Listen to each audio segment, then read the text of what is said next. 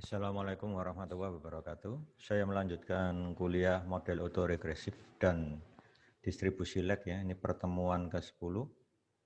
Nah, kemarin saya sudah menjelaskan model Cox, model adaptive expectation dan model partial adjustment. Dari ketiga model ini diperoleh dengan cara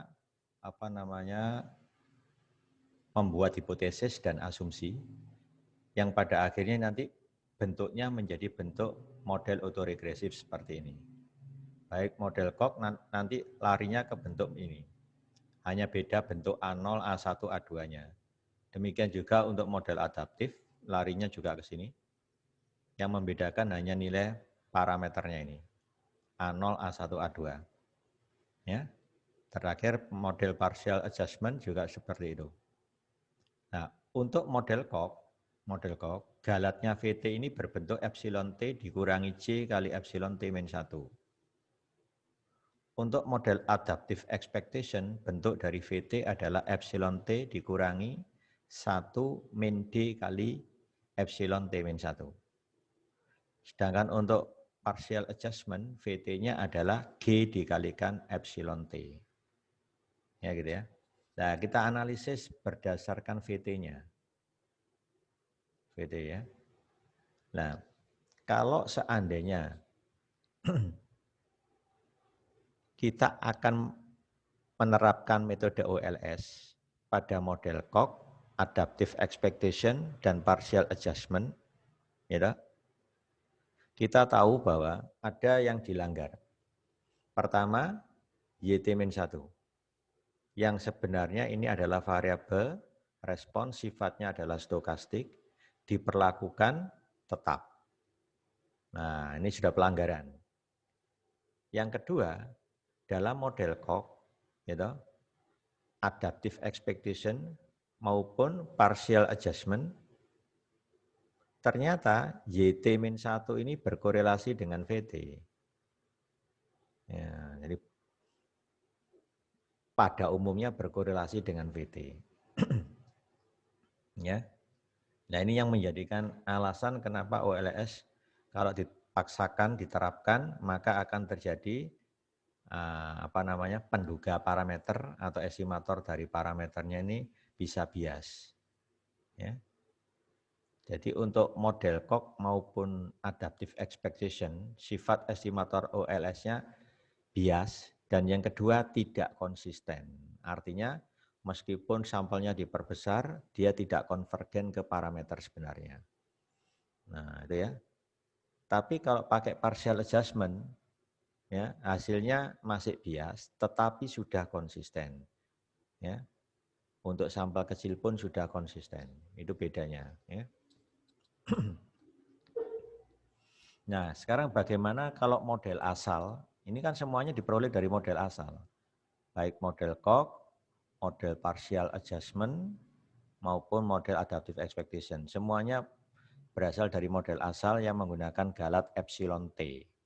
Kalau epsilon T-nya itu sudah memenuhi asumsi klasik, ya, bagaimana dengan model Cox dan model adaptive expectation? Untuk model Cox dan model adaptive expectation ini, ternyata galatnya masih terkena kasus autokorelasi. Ya, gitu ya. Tapi pada model partial adjustment, kalau galat asalnya ini sudah memenuhi asumsi klasik, partial adjustment galatnya tetap memenuhi asumsi klasik. Nah ini, ya, ini ada kelebihan sedikit partial adjustment, galatnya tetap memenuhi asumsi klasik. Kalau galat dari model asalnya memenuhi asumsi klasik. Ya, gitu ya. Sedangkan untuk model Cox dan adaptive expectation tidak, tetap berkorelasi serial. Ya. Itu bedanya. Nah ini buktinya. Ya, ini pada model Cox, bahwa galat VT yang dihasilkan kan seperti ini pada model Cox. Ternyata ini berkorelasi serial. Berarti VT dengan VT-1 ini asalnya dari kovariansi. Kovariansi antara VT dengan VT-1 itu sama dengan ekspektasi VT kali VT-1.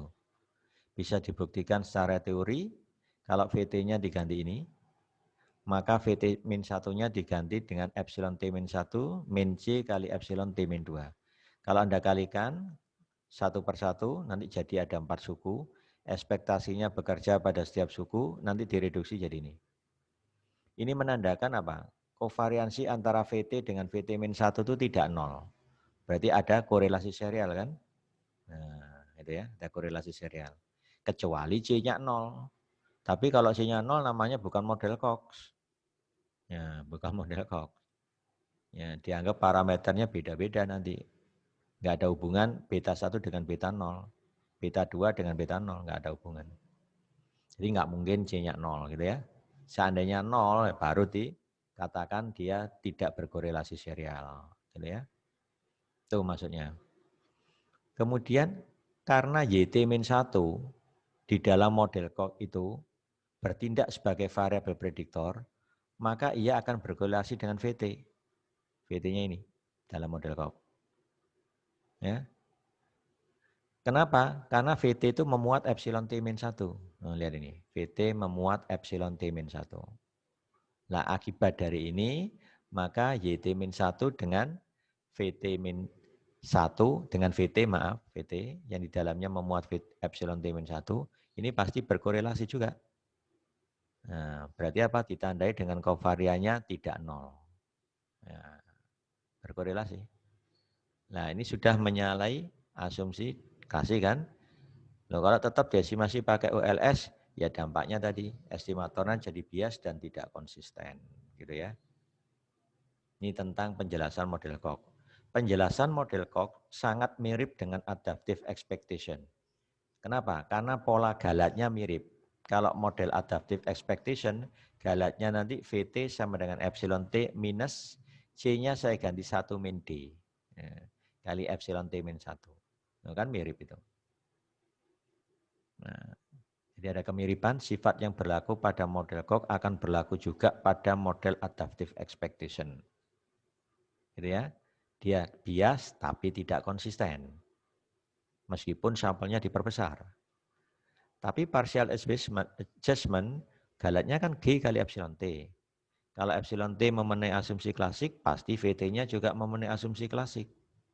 Ya kan? Nah, meskipun sampelnya kecil, tetap dia konsisten. Tetapi masih bias. Kenapa masih bias? Karena ada kecenderungan YT-1 berkorelasi dengan VT. Nah, itu sudah nggak bisa lepas kalau itu. YT-1 berkorelasi dengan VT. Yang mengakibatkan bias itu tuh. Tapi masih konsisten gitu ya. Ini bedanya antara ketiga model tadi.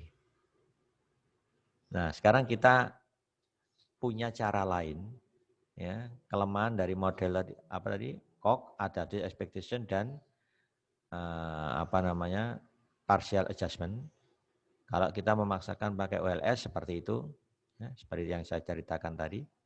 Nah, ini ada alternatif lain. Leviathan itu menerapkan metode proxy atau variabel proxy yang dikenal dengan variabel instrumental. Jadi intinya gini, pada model autoregresif yang dituliskan seperti ini, parameternya saya pakai nama A besar 0, A besar 1, A besar 2 ya. Kalau Leviathan itu idenya sederhana. Variabel ini yang jelas berkorelasi dengan VT, dia ganti. Diganti dengan apa? Variabel lag XT yaitu lag 1. Jadi hanya mengganti YT-1 dengan XT-1. Tapi, ada tapinya, XT-1 itu berkorelasi tinggi dengan YT-1. Dan XT-1 tidak berkorelasi dengan VT atau saling bebas dengan VT. Itu aja, kuncinya ada dua.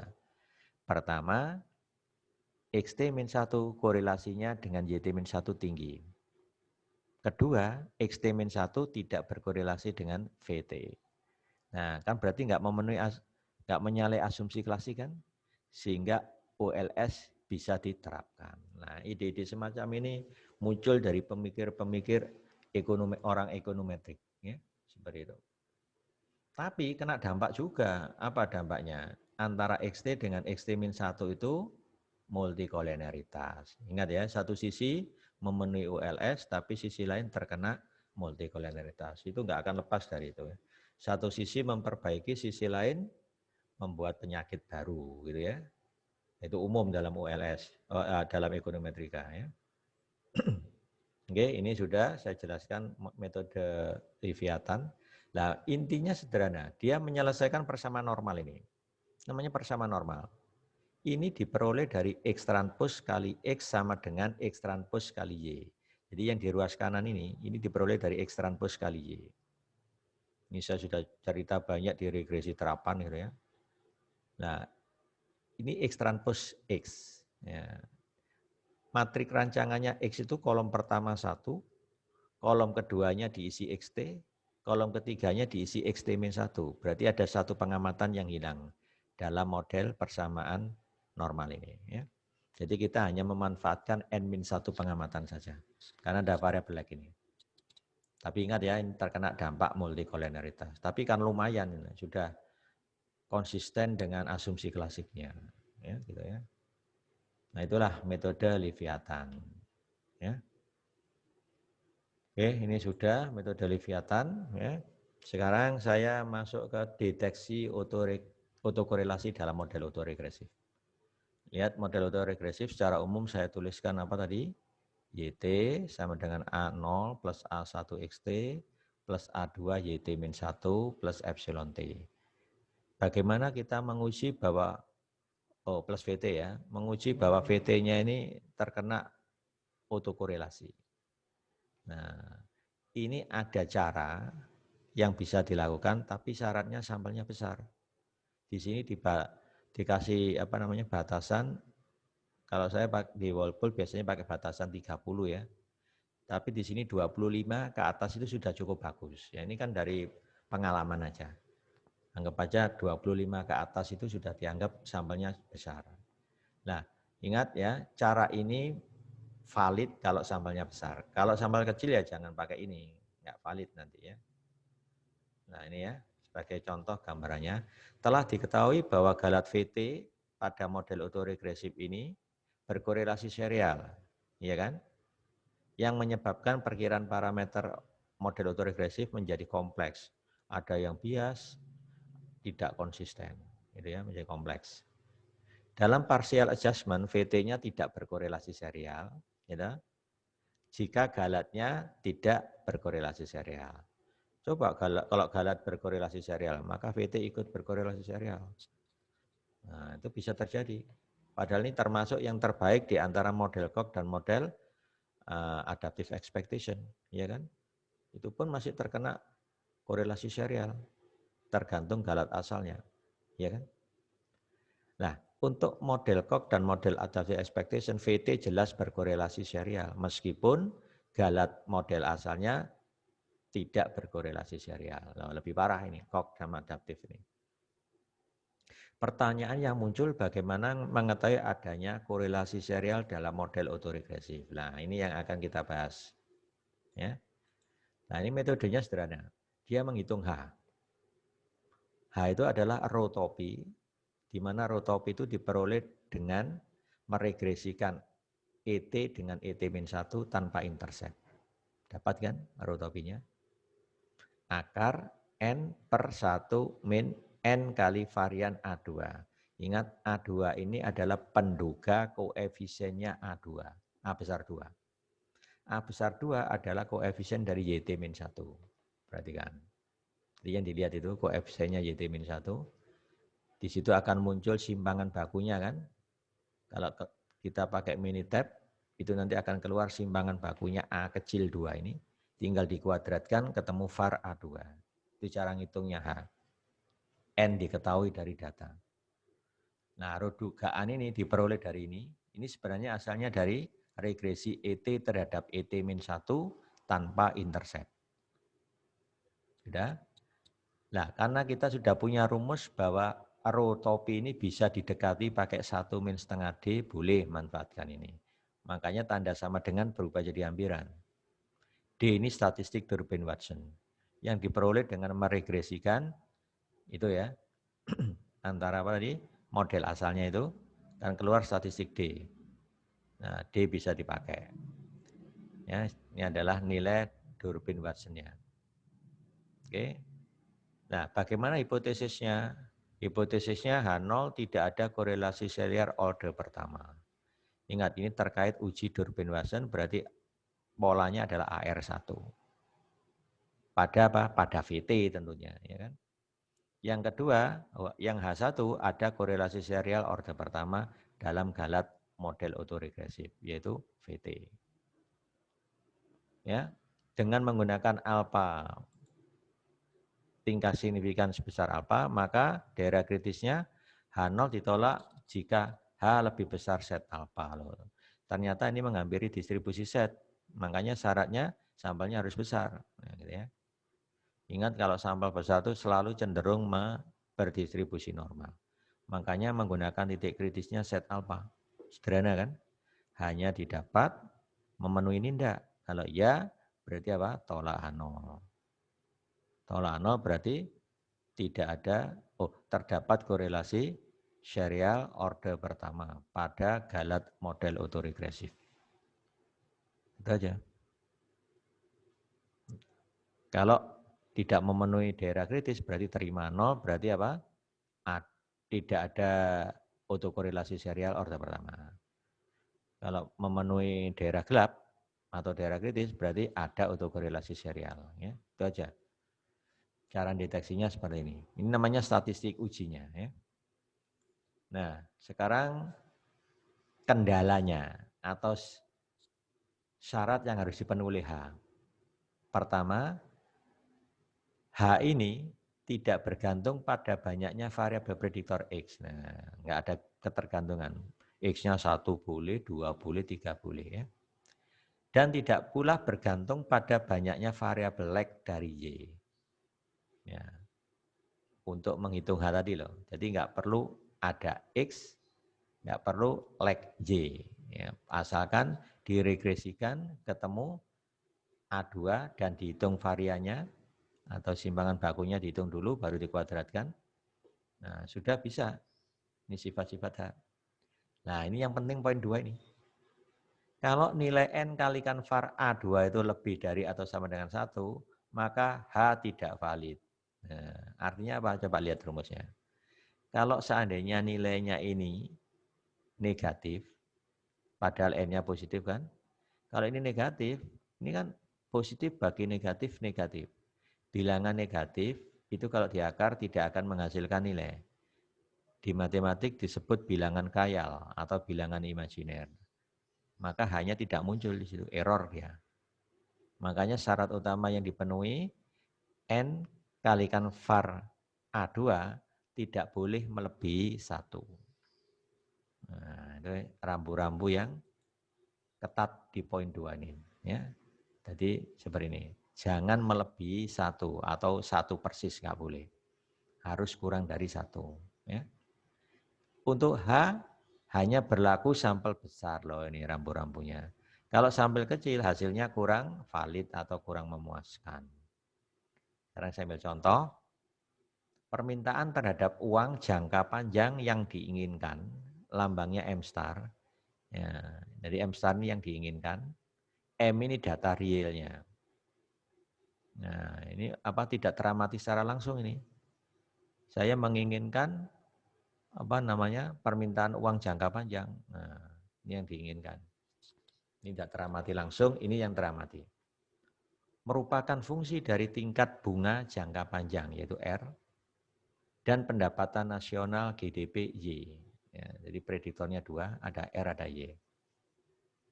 Yang dinanyakan dalam model ini namanya model apa? Cobb-Douglas. Cobb-Douglas. Ya, bentuknya merupakan fungsi eksponen dalam parameter. Ya, dari parameternya pangkat. Nah, karena modelnya model Cobb-Douglas, maka penyelesaiannya, ini sudah kita bahas ketika membahas multikolonialitas di LEN ya. Jadi LEN MT star sama dengan LEN beta 0 ditambah beta 1 LEN RT ditambah beta 2 LEN YT ditambah epsilon T. Sehingga menjadi model regresi linear berganda. Ya. Jadi idenya seperti itu. Jadi nanti datanya M ini kita LEN, nah mengecil kan. R-nya ini juga di LEN, Y-nya ini di LEN. Ya, begitu. Modelnya jadi ini kalau bisa di LEN. Ya. Jadi 527 nanti jadi 528. Nah, langkah berikutnya asumsinya sekarang. Loh, asumsinya kalau Anda lihat loh kok beda dengan asumsi yang di adaptive expectation ya, maupun di partial adjustment. Kok ada dibagi lalu pangkat delta. Kenapa ini berlaku? Sebenarnya ide ini ngambil dari partial adjustment maupun adaptive expectation. Cuma di partial adjustment dan adaptive expectation tidak ada transformasi untuk variabel Y maupun X. Sehingga menggunakan selisih. MT dikurangi MT-1 kan gitu. Sama dengan delta kali MT star dikurangi MT-1. Kan begitu kalau di awal. Kenapa ini menjadi perbandingan ya, dan di sini dipangkatkan delta. Coba kita lihat, lenkan asumsi ini. Ini kalau saya len, kan jadi len MT dikurangi len MT-1. Loh, sudah mirip dengan kasus adaptive expectation sama partial adjustment. Mirip kan? Nah, kan begini. Nah, jadi Y-nya yang diberi tanda star itu di Y-nya. Ini kan Y-nya tadi. Nah, ini berarti pakai partial adjustment apa adaptive expectation kasus ini. Nah, kasus ini tidak lain adalah partial adjustment. Ya, ini partial adjustment. Bisa dilihat dari modelnya ini. Nah, ini namanya model partial adjustment. Responnya yang tidak teramati langsung. Jadi kita sebenarnya menerapkan partial adjustment. Cuma dari fungsi Cobb-Douglas. Ya. Cobb-Douglas ya, namanya model Cobb-Douglas. Nah, ini asumsinya dilenkan jadi seperti ini. Nah, cara kerjanya sama. Waktu kita membahas partial adjustment. Kita butuh len MT star. Nah, nanti ini ada len MT star diganti dari sini. Nah, dari sini. Nanti dapat ini. Silakan ambil buram. Ya, ambil buram. Ya, ini kalau penasaran difoto sebentar, ambil kertas buram, gantikan len MT star yang ada di persamaan 529 ini, substitusikan ke sini. Nanti Anda akan dapatkan hasil seperti ini.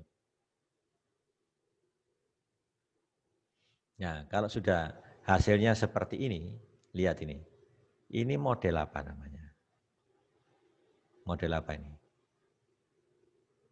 Autoregresif. Cuma variabel prediktornya 2. 1, 2. Dan berbentuk len. Responnya berbentuk len. Sehingga apa? Lag-nya juga berbentuk len. Ya kan? Ini partial adjustment. Nah, yang dimaksud dengan A2 tadi itu sebenarnya yang ini. Nilai yang ada di sini. Kalau diregresikan ketemu simpangan bakunya ini. Nah, ini contohnya nih. Ini setelah saya regresikan ketemu koefisiennya ini. Ya. Nah, ini yang namanya A2 itu sebenarnya ini. Ya. Ini simpangan bakunya. Nah, ini di hasil dari Minitab, cuma saya cantumkan simpangan bakunya di bawahnya. Kalau ini dibagi simpangan baku, ketemu T rasio kan. Nah, dan dia signifikan kan. Kalau sudah 10 koma jelas sangat signifikan ini. Sirinya di atas 2,5 ya, itu sudah cenderung signifikan. Apalagi ini 10. Jadi koefisien autoregresifnya ini sudah jelas signifikan. Statistik Durbinnya ketemu sekian. Nah, ini diperoleh dari model ini tadi. Regresikan, simpan statistik Durbin-Watsonnya, pakai untuk menghitung H. Nah, gitu ya. Sudah. Sekarang hanya kita hitung. Nah, ini hanya enggak. Bukan menguji autoregresif ya. Ini permintaannya kita disuruh menganalisis saja, menganalisis, oke? Ya, ini sudah dapat. Sekarang selanjutnya, perkiraan fungsi permintaan jangka pendek menunjukkan bahwa elastisitas tingkat bunga jangka pendek, ya, R ya tadi ya, signifikan. Secara statistik ini dianalisa satu-satu. Nah ini tingkat bunga signifikan karena sudah 2 ke atas. Boleh min, boleh plus ya. Karena distribusi T itu gambarnya mirip normal baku. Bisa min, bisa plus. Jelas signifikan, ya nggak signifikan itu cuma ini. Karena kurang dari 2,5 ya. Jelas ini nggak signifikan ya. Itu nggak perlu dibahas, ya, sudah tahu semua itu, bisa cross check dengan tabel T. Ya, sedangkan elastisitas pendapatan jangka pendek tidak signifikan, jadi kan YT tadi tidak signifikan, ya. Nah, YT-nya tidak signifikan. Ya, nah koefisien penyesuaiannya diperoleh dari ini kan partial adjustment kan 1 min apa namanya min lambangnya itu pakai apa delta ya. Kita pakai lambang apa? Nah, delta. Pakai lambang delta. Berarti 1 min delta sama dengan sekian. Berarti delta sama dengan 1 kurangi sekian. Nah, nanti akan dapat hasil ini. Ya, 1 kurangi sekian. Ini koefisien penyesuaiannya sudah ketemu. Apa arti koefisien penyesuaian ini? Lihat, delta itu kan membandingkan dua besaran. Nah ini delta ini, membandingkan dua besaran. Ini yang teramati, ini yang diinginkan. Ya, harapan dengan kenyataan. Nah, sampai seberapa besar sih selisihnya? Kalau delta cukup besar, mendekati 1, berarti harapan sesuai dengan kenyataan. Nah, kalau 0, berapa tadi ketemunya? 1 berapa gitu ya. Berarti harapan dengan kenyataannya bisa diukur kesesuaiannya. Ya. Seperti itu. Nah, ternyata apa? Kira-kira 11% perbedaan antara permintaan uang yang diinginkan, itu M star tadi, dengan kenyataan yang terjadi, yang hilang dalam kuartal, karena datanya kuartalan. Ini datanya kuartalan ini. Jadi setiap tahun dibagi menjadi 4 kuartal, berarti 3 bulanan, gitu ya. Nah, ini datanya saya pangkas. Nanti kalau Anda ingin cross check, lihat data aslinya, ini silakan difoto. Ya, ini data aslinya. Ini masih berlanjut ini ya. Nah, tahun 79 kuartal 1 2 3 4. Tahun 80 kuartal 1 2 3 4. Terus ini foto nyambung ke bawah ini. Nah ini silakan ini foto. Nah, sampai tahun 88 ya. Ini datanya. Baik, saya kembali ke slide lagi. Ya. Ini sudah tadi. Nah, modelnya nanti kalau dikembalikan jadi seperti ini. Ya. Dan yang unik, nilai ini sama persis dengan itu. Nah, perhatikan. Ini sama persis dengan itu. Tahu dari mana? Gantikan deltanya 0,11094. Kan nanti nilai ini persis sama dengan ini. Berarti ini bisa saya coret. Nah, akhirnya saya dapat model yang diinginkan jangka panjang. Nah, ini fungsi permintaan jangka panjang yang diinginkan. Seperti ini. Ya. Ini tingkat bunga, yang YT tadi apa? YT-nya tadi itu investasi ya. Oh, pendapatan nasional. Ya, gitu ya. Ini adalah model yang diinginkan. Atau fungsi permintaan jangka panjang ya, yang diinginkan. Jadi idenya seperti itu ya. Jadi menggantikan fungsi yang di sini ya. Delta ln MT star plus 1 min delta ln MT min 1. Ini kita ambil dari bentuk yang ada ini tadi. Nah, dari sini. Dari sini. Ya. Nah, ini kan ada kan? Ya, coba kalau ln MT ya nah, ln MT saya kurangi 1 min delta ln MT min 1 kan sama dengan ini. Ya. Nah, coba di otak-atik seperti itu, ini Anda harus siap buram nanti supaya paham. Ya. Ambil kertas buram, dicek sendiri ya, perubahannya tadi sehingga didapatkan hasil ini. Ini kan hasil regresinya tadi, hasil regresinya ini. Nah, ini ya. Dengan mengganti ln MT-nya dari sini. Nah, itu aja kuncinya. Ln MT-nya saya ganti dengan delta yang sudah ada nilainya tadi 0,11 berapa tadi dikalikan itu plus ln MT-1. Masukkan ke sini, nanti akan dapat hasil ini. Nah, Dan yang unik ini sama dengan ini, sehingga bisa dicoret. Tinggallah ini. Ini adalah fungsi jangka panjang yang diinginkan. Ya. Nah, kalau sudah kita uji apa ada autokorelasi, ini lanjutannya. Tadi kita sudah dapat statistik Durbin-Watsonnya ketika kita mengestimasi model autoregresif, ya kan? Masukkan ke rumus H, 1 min setengah D akar N. Loh, ini N-nya cukup besar, valid kan? Kalau besar, 40 dibagi 1 min 40 kali, ini variannya A2. Variannya A2 itu diperoleh dari simpangan bakunya A2 tadi, 0,08312, itu dari sini. Nah ini, 0,08312 kuadratkan. Ya, gitu. Maka akan dapat hasil ini. Masukkan ke rumus hanya 0,124, cenderung kecil kan? Jelas apa? Nggak memenuhi daerah kritis. Nah, daerah kritisnya aja ini. Ini pakai alfa 5% ini. Set 0,05 itu nilainya ini.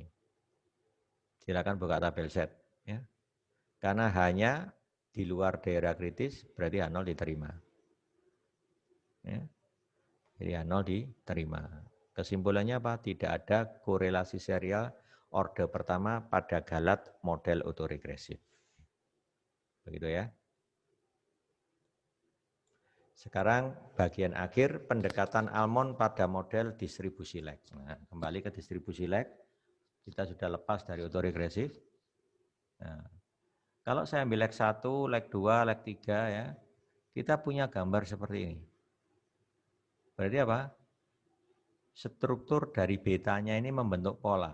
Nah, polanya ini cenderung kuadratik.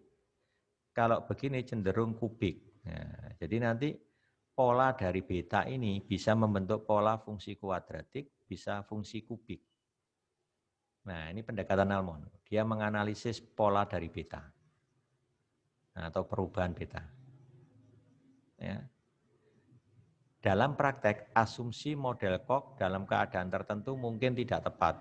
Ya, karena model Koch itu mengasumsikan selalu turun.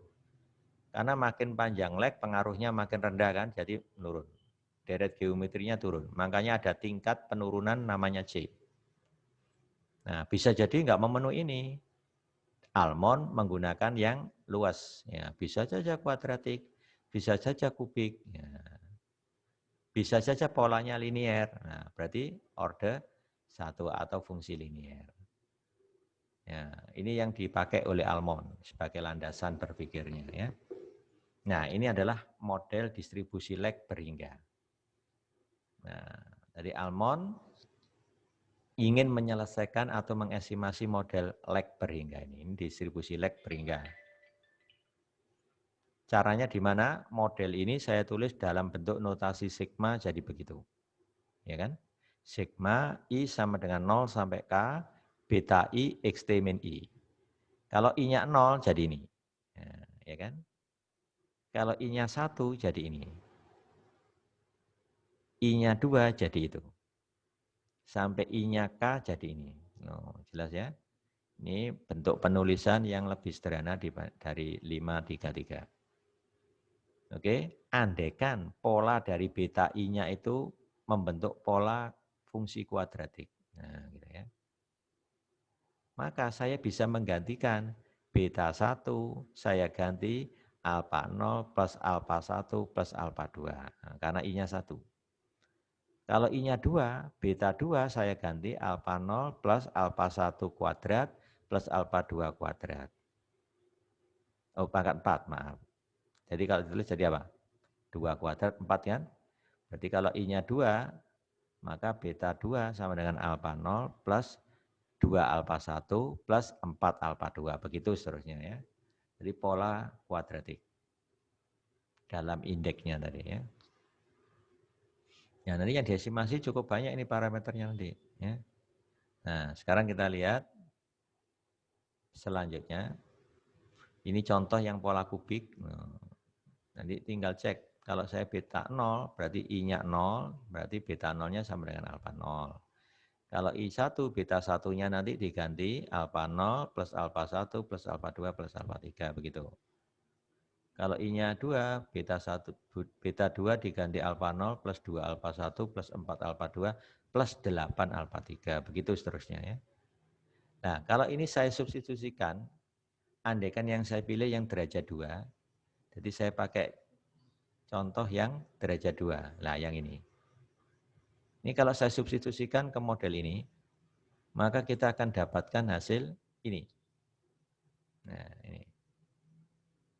Ya, jadi alfa 0 ketika beta 0 gitu ya.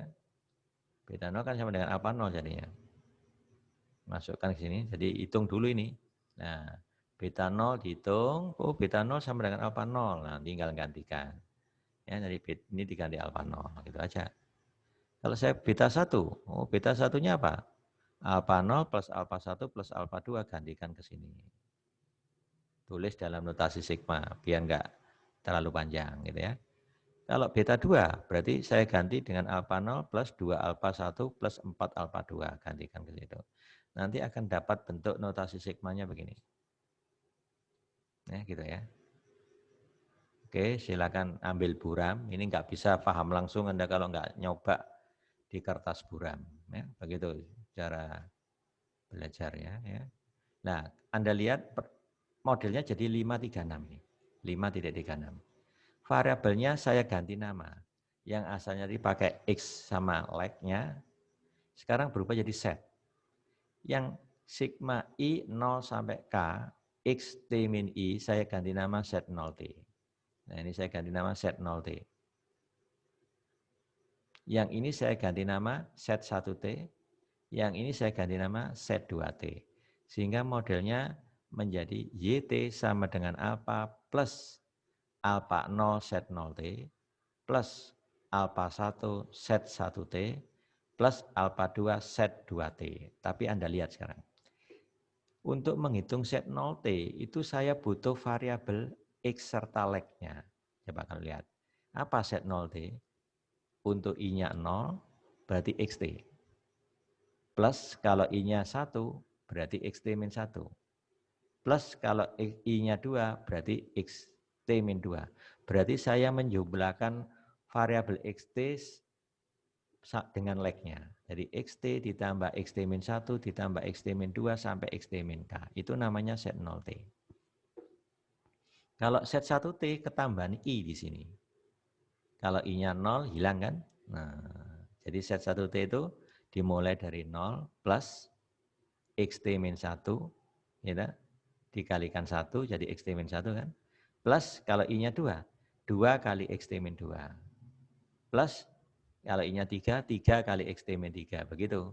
Sampai I-nya K, K kali XT min K. Nah, itu namanya set 1T. Set 2T bisa ya melanjutkan sendiri nanti. Nah, modelnya jadi gini kan. Kalau ini sudah saya ganti set 0T, set 1T, set 2T jadi ini. Nah, ini kita estimasi kalau sudah. Jadi tugas kita itu menghitung dulu set 0T, set 1C, set 2T pakai rumus ini. Baru regresikan YT terhadap set tadi, dapat alfa topi, alfa 0 topi, alfa 1 topi, alfa 2 topi. Dari sini dapat beta. Itu aja kuncinya. Nah, itu cara almond. Sederhana kan prinsipnya. Nah, yang dicari kan sebenarnya beta. Alfa ini perantara untuk mendapatkan beta tadi. Dengan asumsi betanya membentuk pola kuadratik, gitu ya. Bayangkan pola kubik, lebih kompleks lagi nanti. Ya itulah prinsip kerja dari metode almond. Nah ya, itu nanti bisa direnungkan sendiri. Nah, langkah-langkah yang dilakukan dalam menerapkan metode almond, pertama, menentukan panjang leg K. Nah, OK-nya mau tak buat 3 saja, ya tentukan dulu. Ini merupakan kelemahan metode almond. Nah, K-nya ini nebak saja, nebak-nebak. Peneliti harus memutuskan panjang leg K dengan tepat sesuai dengan pengalaman. Nah, ini butuh pengalaman juga. Atau asumsi yang telah memperhitungkan situasi dan kondisi. Misalkan aja, biasanya pendapatan mempengaruhi konsumsi ini sampai leg berapa ya? Mungkin leg 3 ya, berarti ambil K-nya 3. Dan pengalaman juga. Ya. Ya, begitu. Contohnya kalau orang mendapat kenaikan gaji 200.000 dibelanjakan sekarang berapa? 80.000. Terus berikutnya misalkan 60.000, berikutnya lagi 40.000, berikutnya lagi, oh berarti nggak sampai leg 4 kalau gitu, sampai habis. Ya, itu loh maksudnya. Itu kan tergantung pengalaman saja mengenai kita ya. Yang kedua, setelah menentukan nilai K, baru bisa menentukan polinomialnya. Misalkan pakai polinomial M derajatnya. Nah, saya ambil contoh tadi kan M-nya 2. Nah, itu yang kedua. Ya, dari model 537 tadi variabel set merupakan kombinasi linear dari X. Sudah saya jelaskan tadi. Yang ada set 0T, set 1C, set 2T tadi. Ya. Keuntungan metode Almond. Metodenya fleksibel, ya, yaitu mempersatukan struktur leg. Coba, tadi kan jumlahan antar leg itu menjadi set. Nah, gitu ya. Dalam metode Almond tidak perlu khawatir tentang adanya variabel respon leg, gitu. Tidak perlu khawatir ada variabel respon leg sebagai suatu variabel prediktor di dalam model. Dan masalah yang muncul dalam estimasi. Ya, nggak perlu takut dengan adanya itu. Jika derajat polinomial yang rendah dapat diterapkan ya, dan cocok, maka pilih aja yang derajat rendah. Nggak rumit-rumit ngitung, ya kan? Banyaknya koefisien alfa I yang diestimasi lebih sedikit daripada banyaknya koefisien asli beta. Nah, bayangkan, betanya itu tadi kalau sampai leka kan, kita hanya butuh alfa 1, alfa 2, alfa 3. Nah, kita sudah bisa mengestimasi beta yang banyaknya K tadi. Ketambahan alfa lagi. Ya kan, ini kan menyelesaikan ini. Menyelesaikan Almond ini menyelesaikan bentuk ini. Bayangkan, betanya ada beta 0, beta 1 sampai beta K. Banyak kan? Coba ambil aja leg 5. Berarti di sini yang diestimasi ada 6. Mulai beta 0, oh bukan 6, 7 ya. Beta 0, beta 1 sampai beta 5, kan sudah berapa nih? Beta 0, beta 1 sampai beta 5, 6 kan? Ketambahan 1, 7. Kalau metode Almond cukup nanti butuh alfa 1, alfa 2, alfa 3 kalau derajat polinomialnya 2. Kalau derajat polinomial 1 hanya butuh alfa 1, alfa 2. Lebih ringkas lagi. Jadi mereduksi banyak parameter menjadi alfa. Nah, alfa dikembalikan ke beta. Sudah dapat estimasi 7 parameter tadi. Inilah kelebihan Almond ya. Di situ ya. Nah, di sini tadi yang sekian banyak leg tadi direduksi cukup jadi 3. Gitu. Inilah kelebihannya sehingga parameter yang diestimasi di sini hanya 4. Ya, asalnya bisa banyak, leg 5 tadi ada 7. Cukup 4. Tereduksi kan? Nah, dan dikembalikan dapat betanya keseluruhan ya. Nah, dari prosesnya sudah. Nah, ini contoh penerapannya sekarang. Inventory sektor industri dalam satuan mata uang Y. Nah, Y ini adalah responnya. Bergantung pada hasil penjualan sektor industri. Jadi di sini hanya melibatkan satu prediktor loh ya, namanya X. Cuma diduga leg-nya sampai 3. Jadi ada pengaruh sampai leg 3. Nah, jadi K di sini sudah ditentukan di 3. Dan bentuk pola yang digunakan kuadratik. Nah, kuadratik tadi. Sehingga bentuk set 0T-nya sudah dapat. Nah, ini saya hitung set 0T-nya pakai Minitab, ini saya ngitungnya. Yang dari sini. Di set 0T itu saya peroleh dari apa? Set XT ditambah XT-1 tambah XT-2 ditambah XT-3. Nanti ketemu ini hasilnya. Kalau set 1 diperoleh dari sini. Ya. 1 dikali XT. Oh, 0 dulu ya, hilang 0. Kalau I-nya 0. Plus kalau I-nya 1 berarti XT-1. Kalau I-nya 2 plus 2 XT-2. Kalau I-nya 3 plus 3 XT-3. Itu dijumlah ketemu set 1. Set 2. Ya, ini hasilnya lengkapnya. Baru saya regresikan. Ya, langsung dapat kan? Nah, cuma mengembalikannya ini yang agak panjang ya, itu bedanya ya. Ini sudah dapat ya. Dan ini signifikan kayak tampaknya sudah 2,5 kan, ini signifikan, yang enggak signifikan ini. Ya, oke, abaikan signifikansi tadi ya. Kita kembalikan ke sini. Loh, langsung dapat beta nolnya. Beta nolnya kan sama dengan alfa nol. Dari mana ini? Dari pola kuadratik tadi. Beta nol sama dengan alfa nol. Beta 1 sama dengan alfa 0 plus alfa 1 plus alfa 2. Beta 2 sama dengan alfa 0 plus 2 alfa 1 plus 4 alfa 2. Begitu ya. Cara memperolehnya gitu. Nah, akhirnya kita dapat beta 3 juga. Ya. Ini cara memperolehnya gitu. Nah, dari ini saya bisa menghitung variannya. Nah, ini kan matrik X-nya ditranspos kali X di inverse ini. Ini kan mencari varian beta topi. Lihat waktu kita membahas inferensi di regresi terapan, dipakai di sini. Inverse X transpos X dikali sigma topi kuadrat. Ini KTG-nya atau MSI-nya. Ini diperoleh dari ANAVA kan. Nah, ini hasilnya sudah langsung saya kalikan ketemu ini. Dari sini saya dapat varian beta 0 topi, varian beta 1 topi, varian beta 0 topi, ini tidak lain adalah terkait dengan apa namanya alpha 0. Alpha 0 topi. Nah, akhirnya kita dapatkan varian beta 0 topinya sebesar ini, di akar ketemu simpangan bakunya. Gitu ya. Nah, berikut varian beta 1. Nah, ini mulai agak lama ngitungnya ini. Nih.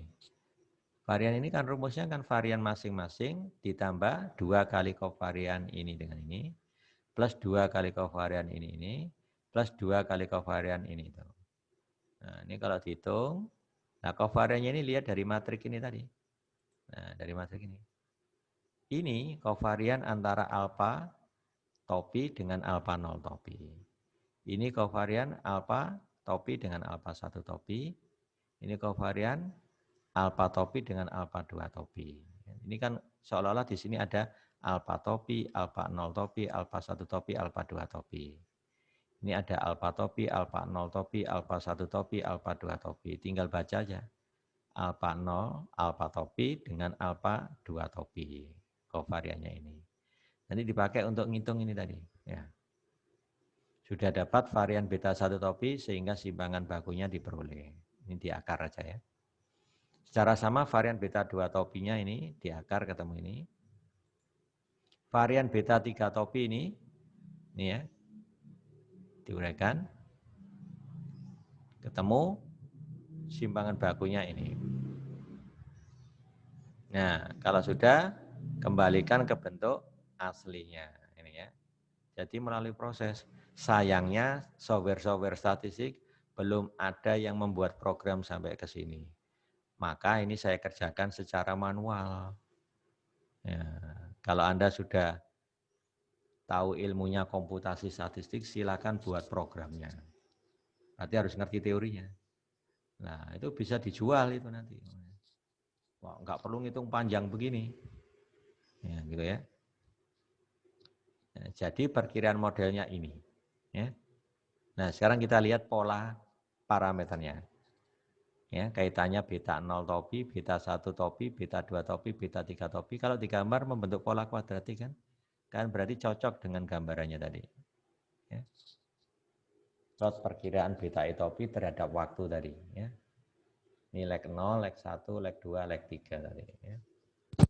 Ya, kaitannya dengan itu.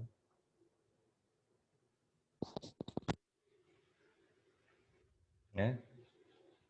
Oke, saya kira sampai di sini untuk deteksi apa namanya pola ya. Ini tadi judulnya metode Almond ya. Metode Almond digunakan untuk estimasi model distribusi leg. Jadi Anda sudah punya banyak cara ya bahwa model distribusi leg itu bisa menggunakan metode Almond, bisa menggunakan metode apa? Ad hoc, estimasi ad hoc. Ya, bisa menggunakan Coq. Ya. Tapi Coq itu untuk untuk jumlah legnya tak hingga. Estimasi ad hoc juga tak hingga, tapi jalannya berurutan satu-satu. Kalau yang di Merido Almond ini modelnya adalah berhingga. Bedanya itu berhingga. Distribusi leg juga tapi berhingga ya. Oke, saya kira itu. Silakan simak video ini, pelajari ya. Jadi kalau kurang paham bisa ditanyakan pada saat pertemuan ya. Assalamualaikum warahmatullahi wabarakatuh.